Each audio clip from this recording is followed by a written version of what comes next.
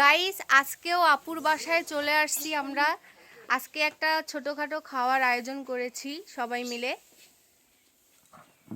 এই যে প্রিয়াঙ্কাও আসছে সঙ্গে, আর সবাই তো আসছি আমরা, কিন্তু আপু স্পেশালি ভাবে আপুর হাতে রান্নাটা খাবো। আপু অনেক সুন্দর করে মাংস রান্না করতে পারে, ভিডিওতে দেখেছিলাম।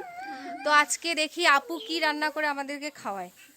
না, আসল কথা আমি রান্না করতে পারি কতটুকু জানি না, তো এখন আমি রান্না করতে পারবো না, ঠিক আছে?